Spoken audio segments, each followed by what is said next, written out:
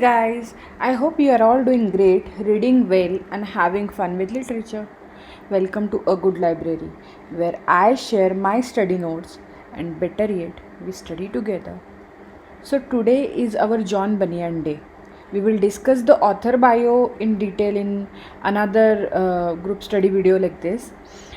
But today we are focusing on his work, The Pilgrim's Progress. It is an allegory and, of course, written by John Bunyan. So, shall we begin? Like many other classics, this one too doesn't have a sweet and short title. It's big, it's actually very, very big. But you have not read the book yet. Let me call a spoiler alert. Yes, the title has a spoiler. This red part, the Pilgrim's Progress, this is the name that we usually use. This red and black part, some people use it as the long name, but the actual long name is the red plus black plus green part, right? So this is how it goes. The Pilgrim's Progress from this world to that which is to come, delivered under the similitude of a dream, wherein is discovered the manner of its setting out, his dangerous journey, and safe arrival at the desired country. Spoiler alert. The title itself actually has given away almost the entire story, isn't it? There is a pilgrim, they are progressing from somewhere to somewhere else. Similitude means resemblance, means similarity, right? So similar to the dream. And what is discovered, how they go, what dangers are there, what dangers they face, and spoiler, the arrival, their final arrival at the intended desired place. So what do we read? So why do we read this book? We already know the end, right? For the pilgrim's journey, which actually has a lot of twists and turns and learnings and much more. It's actually fun and very enlightening if you read the story. But before we actually start with the plot, we have to look at some context of the story to understand it better.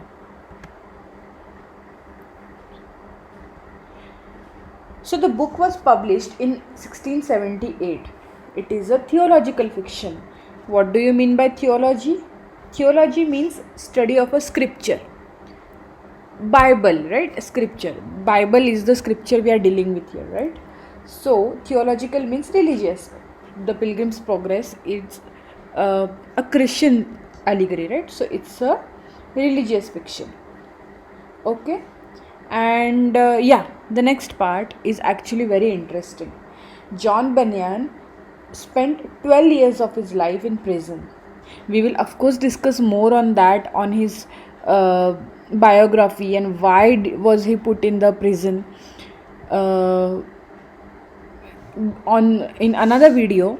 But when it comes to Pilgrim's Progress, he actually started writing this book in the jail, in the prison itself.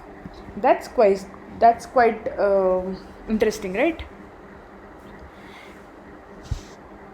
The book has 1,08,260 or 108,260 words, and this whole story is divided into two parts.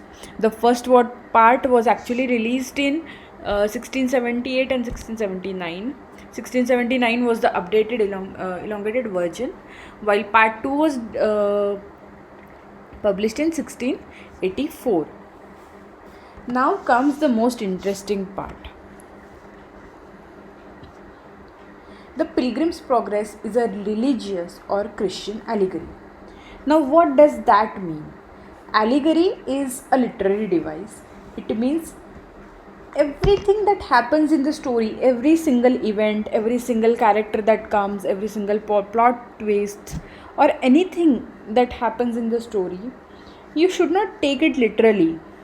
It is actually meant to represent something else, something moral, or something political. So every character represents something in real life. Someone may be from a political background, something about religion, something about religious practices in the society. So everything deals with real life.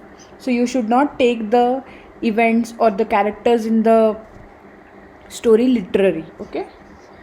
uh, and actually that's a good thing, because if we really take the story literally, it is it comes out as weird.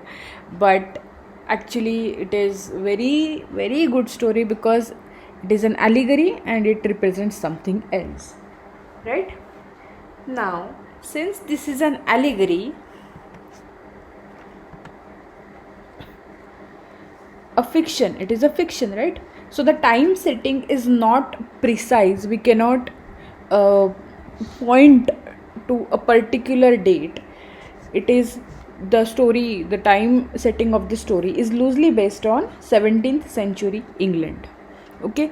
The social conditions that were there in 17th century England, we will see it in our historical aspects of literature discussion. But we will see more on what political upheaval was England going through in the 17th century.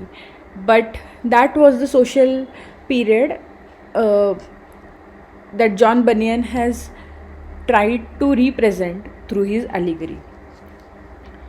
For the matter of place setting, our story starts in a fictional city called the City of Destruction. And after visiting and passing through a bunch of other places, a bunch of other cities and palaces and other fictional elements, our story finally concludes in the celestial city or heaven. Well, we knew that already in the spoiler in the title, right? So it is in the title, we cannot escape it. Anyway, so that was all for today. See you in the next part.